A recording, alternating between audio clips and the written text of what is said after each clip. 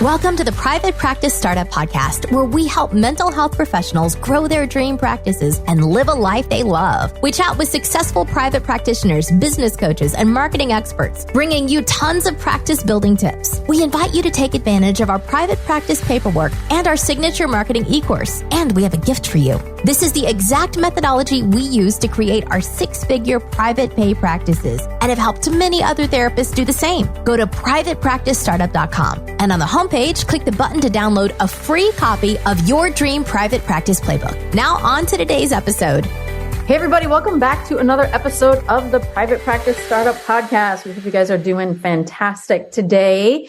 And we're talking about a really important topic today, one that you will definitely want to listen to.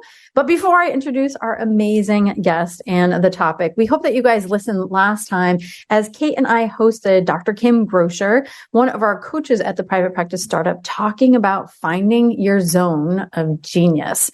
Great podcast. If you feel like you don't know where your zone of genius is yet, or you feel like you're in it, it was just a really great discussion overall. So go ahead and check out that podcast. And excited to introduce our guest. We haven't seen her in a long time, but she has been on our podcast many times, and you all know her, the awesome and amazing Allison Puryear. What's up, Allison?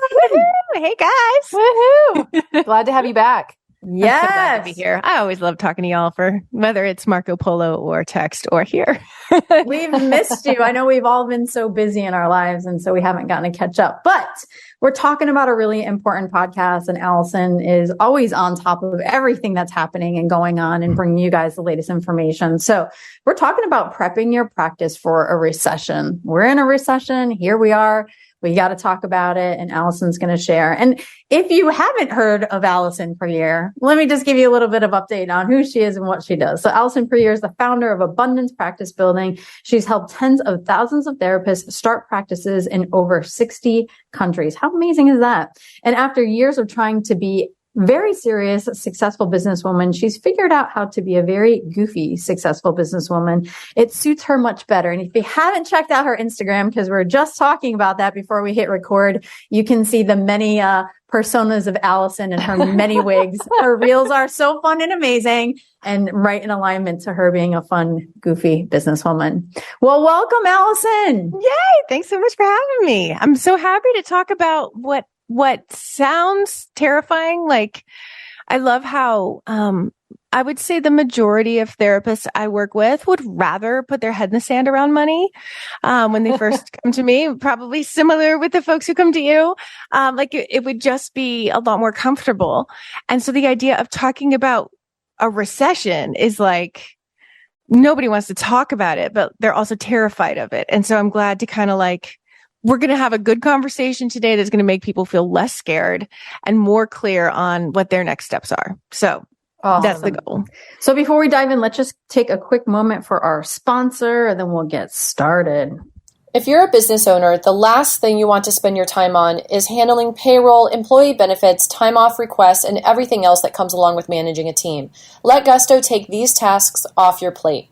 Gusto offers all-in-one payroll and HR for growing businesses. From full-service payroll and benefits to team management tools and more, Gusto makes it easy for you to support your hardworking team all in one intuitive platform. Gusto is loved by both businesses and employees. For businesses, having everything in one place is a game changer. With Gusto, most customers are able to run payroll in 10 minutes or less.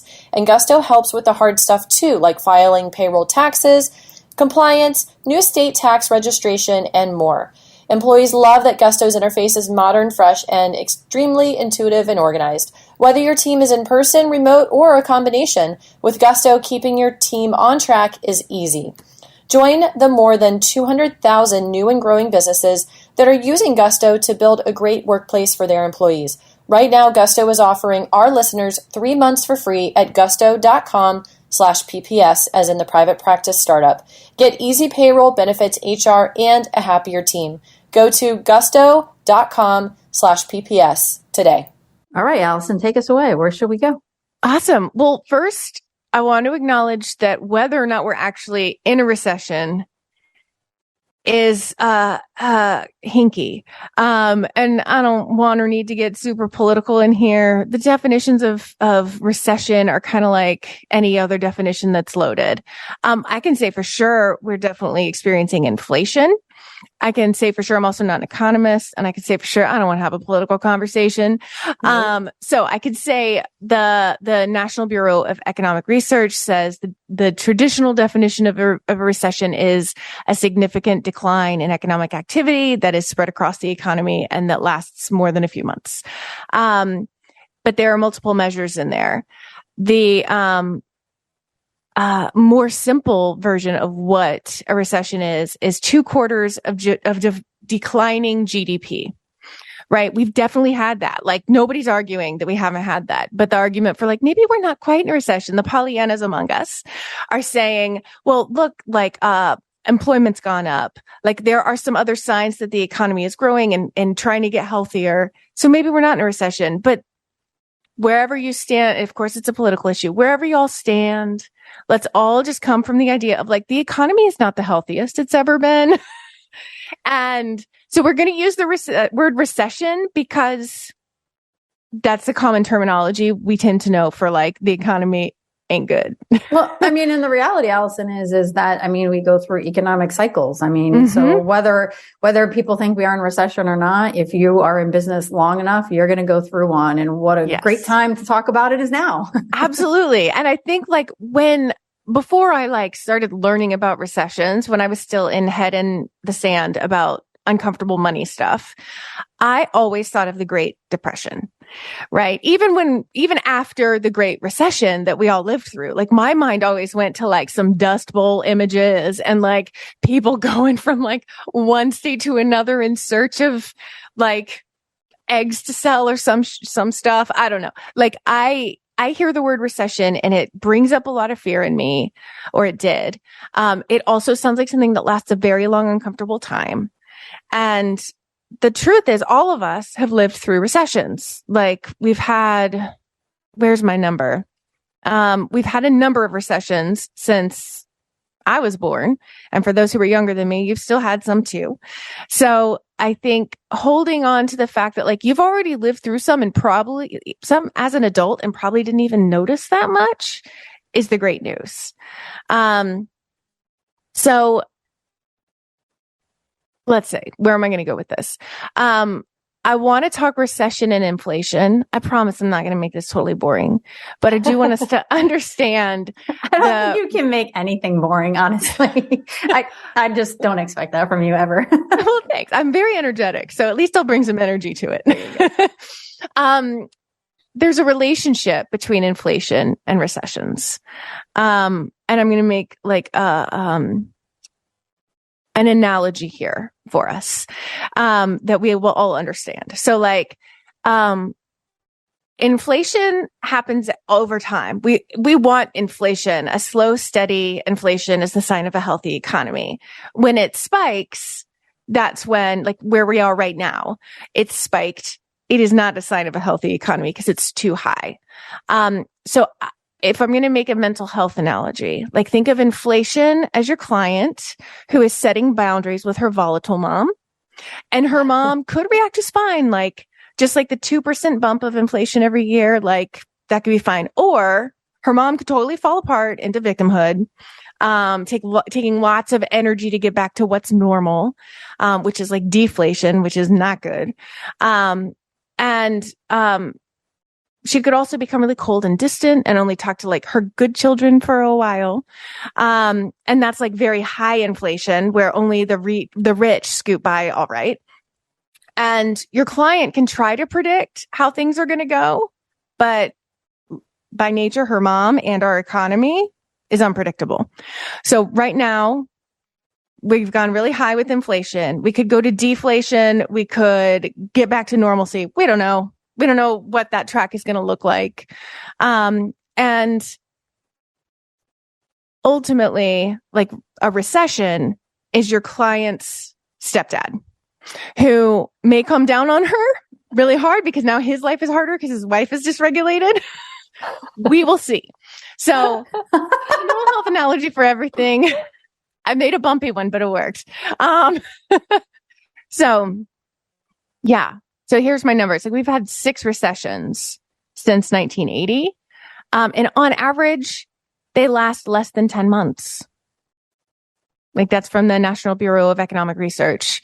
So like less than 10 months is not a reason to change anything about your business model. We can scoot by. It might be uncomfortable, but ultimately, if you are marketing well, you're fine. You're fine if you're marketing well. Regardless of what's happening with the economy, and sometimes even when the economy gets worse, people are continuing to need counseling. They're continuing to need therapeutic support and services, and sometimes even more than ever. Mm-hmm. And of course, depending on what type of client you work with and where your practice is located, and there's of course factors that play a part in that, but the need for clinical services doesn't go anywhere. It might even increase. Yeah. I mean, we've been in a mental health crisis, right? Like, it's not like the economy went awry and then people are like, you know what? I'm good. It's fine. Yeah. I'm good. Yeah. Now people are more stressed about money on top of everything else that they're dealing with. So I know like I've had a lot of people ask me, should I decrease my price? Like, my clients are having to spend more on gas. They're having to spend more on groceries. Should I decrease my price to be able to pull in more clients? Well, like your gas and groceries are going up too. Like if you based your fee on what you need and want to live, like, I mean, arguably you should be raising it, not lowering it. So think about the great deal people are getting if you're keeping it the same. They're getting a great deal. If you need to raise it in order to pay for the gas and groceries you need to pay for, like, okay.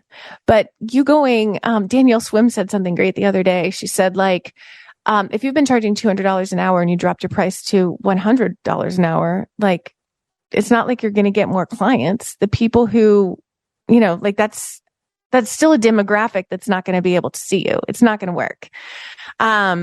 Well, and two, like imagine, I don't know, like your favorite brand or something like that. And all of a sudden, if they just decreased all their prices like greatly, what would your immediate interpretation of the brand would be like? What is wrong with cheapen up their fabrics? Or 100%. Yeah, absolutely. So I think putting recessions into perspective, like I have a personal story about being in private practice, private pay during the 2006 to 2008, the Great Recession. And so I was young and not very business savvy and, somehow full in my private pay practice. And I knew that we were in a recession, but it did not occur to me to worry. And I'm so glad because I stayed full. Like I continued to get calls. I stayed full. And I did not worry at all. The only indication to me that we were in a recession is that I had a variable interest rate arm on my mortgage. And so like I was paying a lot more money to live in my house. And many of us were private pay or taking insurance during the 2020 recession that we just had. It was a really short one. And I knew to be worried about it. But the only blip we had is like, we had a lot of clients who were like, oh, well, there's this virus thing. So they're saying we should stay home for two weeks. I don't want to do online. I'll come back in 3 weeks. Well, I'll come back in person in 3 weeks. And that was the only dip we had in my private pay group practice. And it's because of marketing. Like I'm just always going to come back to marketing. Healthcare isn't impacted very much by recessions, nor are like professional services, which, because there's an argument of like, yeah, but this isn't a broken leg. People can put off getting help for whatever. So for the people who say, I don't know that if we count as healthcare, I'm going to say, well, same numbers count for professional services if you're going to put yourself in there. Like we're not retail, we're not restaurants and bars, we're not leisure and hospitality. Those are the folks who really suffer and struggle. And sometimes real estate, though that is not the case right now.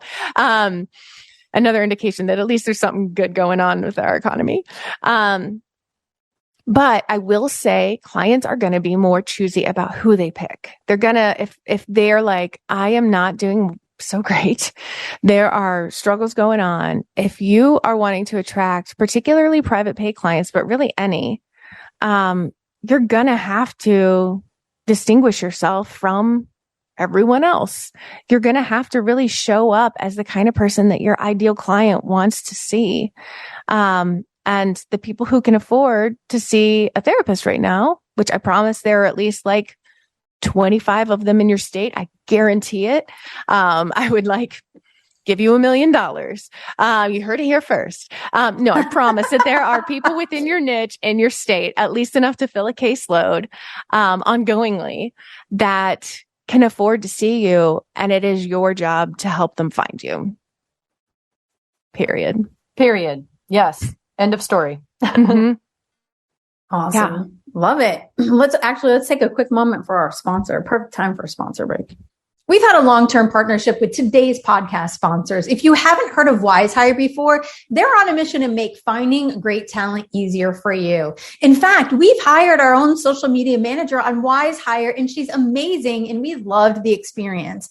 In our line of work, we know that the hiring process can be overwhelming, frustrating, and disappointing at times. We like WiseHire because they give us the tools to handle the hard parts of hiring, like writing job ads, posting to job boards, and keeping track of all of those candidates in one convenient dashboard. And we love their DISC behavioral assessment. It helps us go beyond the resume and identify traits you're looking for in your ideal candidate. Plus, they won't break the bank. Whether you're hiring your first admin or expanding your private practice team, WiseHire will help you feel more confident as you navigate the world of entrepreneurship. They've made 2 custom job ad templates just for private practice startup listeners, and you'll get a lifetime discount of 10% off. At $179 a month, this is a rate you can't beat. If you're thinking about growing your practice, make sure you go to their discount link at wisehire.com/PPS. That's Wise, W-I-Z as in zebra, hire.com/PPS as in private practice startup. Is managing your practice stressing you out? Try Therapy Notes. It makes notes, billing, scheduling, and telehealth a whole lot easier. Check it out, and you will quickly see why Therapy Notes is the highest rated EHR on Trustpilot.com with over 1,500 verified customer reviews and an average customer rating of 4.9 and 5 stars. You'll notice the difference from the first day you sign up for a free trial. They offer live phone support 7 days a week, so when you have questions, you can quickly reach out to someone who can help, and you're never wasting your time looking for answers. If you're coming from another EHR, they make the transition really easy. Therapy Notes will import your client's demographic data free of charge during your trial, so you can get going right away. Use the promo code PPS as in Private Practice Startup to get 2 free months to try out Therapy Notes for free with absolutely no strings attached. And remember, telehealth is included with every subscription, absolutely free. Make 2022 the best year yet with Therapy Notes. So, Allison, you're talking about back in 2006, 2008 for yourself. What other thoughts or advice do you have from back then and going through the recession and being in private practice? I mean, the place I was in life during that time, I was not yet married and then newly married. I didn't have any kids yet. I was in such a different place. I was also still working full time with a private practice on the side that was still nearly full time. I didn't really have time to worry. I think is maybe looking back at all that. I didn't have a lot of time to worry, but I did continue to maintain all the relationships I had that were the ones that were referring to me, right? Which is essentially marketing.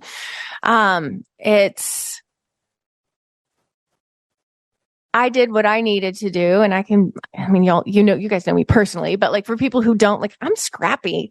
I will make things work. I don't care what it takes to make a thing work. So my mortgage doubled. I got a roommate. Is that ideal when I'd been living alone? No, but it was more ideal than taking on a third job. So I think knowing that if I had freaked out during that time, it would have impacted my practice in negative ways. And instead I just did my best to make things work. So, but I can tell you, my phone never stopped. It never stopped. Because there are so many clients out there who need help all the time, but especially now in a mental health crisis. So many full clinicians are full, they've been full, they stay full. And so for these newer private practice owners coming up, like if you can get to know the full private practitioners in your area, if you can help your clients find you, you're going to be fine because the calls are not going to stop. They're just currently going to the people who can't take them on.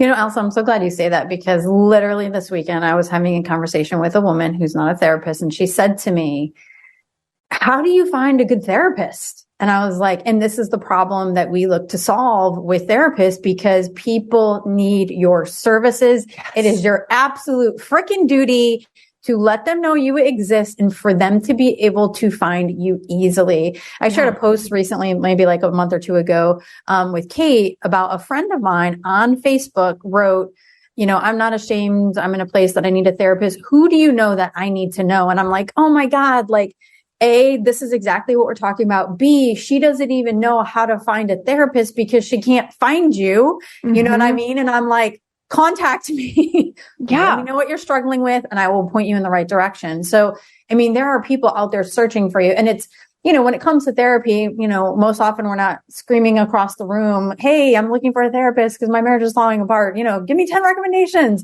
Mm-hmm. Is that they're going to online looking for you. We got to make it easy for them to find us. Yes, absolutely. And I think about like, I mean, I was given referrals. I've given 2 referrals to acquaintances and friends in the last couple of days. It's not as if these people don't know that Google exists, right? It's not as if they haven't tried that already. It's that the websites they landed on, either the therapist didn't call them back or they were full, or the websites did not gain their trust. Like, if you market well, if you write that website for one ideal client who has like one specific problem or constellation of problems, you can gain their trust such that they will call you, period. They're not even going to ask around. We're not going to ever see that post or talk to that person in the parent car line, you know, like we're instead going to be in this place of like, oh, like as a potential client, like, oh, this person gets me. They just described like literally my last week in such detail. They know I was terrified of X, Y, or Z, or I lost sleep over Y. And when you do that, people will call you. Yeah. So it's interesting because with where we are, right, in the world, and as we're talking about recession and stuff like that, I think, you know, our brains tend to go linear, right? It's like recession, lack of money, I might decrease my fees. And, you know, what I've realized a lot about life and business, it's very counterintuitive, right? And so really looking at beefing up the marketing, you know, continue talking to your clients in a way that just taps into them. What are their desires, their worries, their fears, their concerns, and really amping that up. And it's okay to kind of talk about, you know, what's happening in the world and how that puts stress and pressure or creates more depression or anxiety. It's okay to talk about those things because you're meeting them right where they're at. Like that might not be the reason they're searching, but that might be, as we know, an added complexity on top of all of the other stuff. So absolutely, you know, definitely just reach. And Allison, that's one thing. And I think it was yesterday I messaged to Kate. I'm like, Allison is really good at hitting on the emotional aspect of what people are going through in her titles,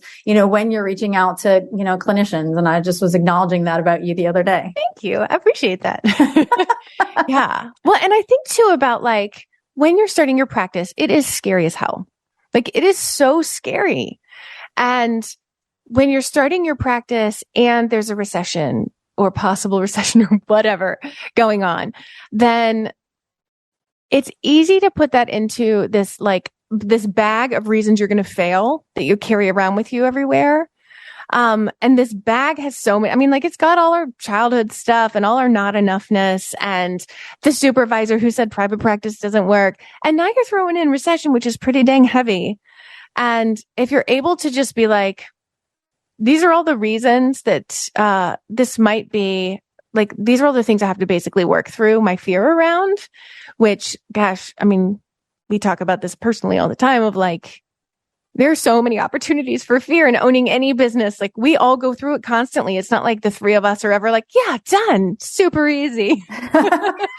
You know, like our businesses are really successful, but it's not like we're ever not looking at what's next. And there's always some fear in that.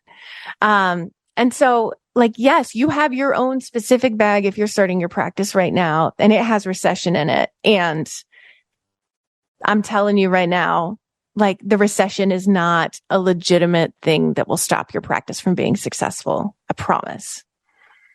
I mean, if we think back even to the pandemic, therapists, we're essential business providers. We're essential workers. So even during the pandemic, we were allowed to continue to meet in person if that's what you decided to do for your business. There's obviously a lot of factors that went in there, but that goes into the recession aspect as well. I love what you're talking about here, Allison, and it's empowering, I'm sure, for people to listen because it's something that they can do that's in their control. You can't control the economy. You can't control the recession or all of the other things that can contribute to that heavy bag that you're talking about carrying with all of the fears and whatnot. And anytime you step out into a new area, there's going to be fear that pops up, but there's something that you can do about it. And that's what we're talking about here. And that's really empowering to know that if you're really clear on who you serve, how you help them with whatever it is that they struggle with to get what they want in terms of their goals, and then you put that into your marketing, it's recession proof. It's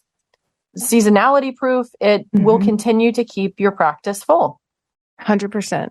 Absolutely. And I'd also like to throw in there, like, you know, when things like this happen, and even when we went into the pandemic and that first like few weeks of heightened anxiety, it's also just a great opportunity, not in an emotional state, but to look at your practice and where you are objectively. Like, are there marketing strategies that you've been doing that aren't working? Like, do you need to keep doing those? You know, so it's a great opportunity to clean out, cleanse out, clear out, and have even a more specific, clear, clean focus and direction. So it does create a lot of great opportunity there. And I remember doing that, like when the pandemic first hit, and just kind of like looking at different things in my life and, well, do I need that? Or is that serving me? And, you know, and things changed greatly for sure. Absolutely. Yeah. Awesome. Yay. Well, any final thoughts, Allison, that you want to make sure people really get and take away? I think to remember that, like, there are clients out there right this moment who are looking for you, like for you and the way you talk about their problems. The kind of clients that you are so excited when you see them on your caseload, like, you're like, oh, it's Tuesday. Yes. You know, they're out there and they're looking for you right now. And it is a joy. Reframe it as a joy to make it easy for them to find you. Beautiful. Yes.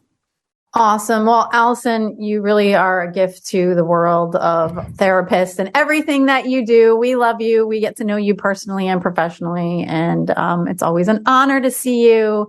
And thank you for always being on top of these important topics in our community and sharing them with therapists to help them flourish, thrive, and continue to serve the people that they're called to serve. Yay. Thanks so much for having me, y'all. It's so good to see your faces. Good to see you too. Likewise.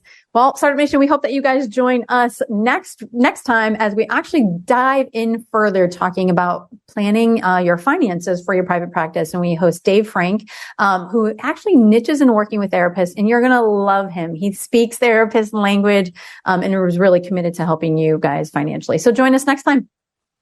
And Startup Nation, we hope you enjoyed today's episode. We always encourage you to subscribe, rate, and review to the show. And of course, if you found this topic helpful, please share it with your fellow friends and colleagues, because we always want to be able to continue to inspire therapists across the globe to really have that dream practice and a life that they love. Allison, thanks again. It was great seeing you, and stay inspired. We'll see you next time.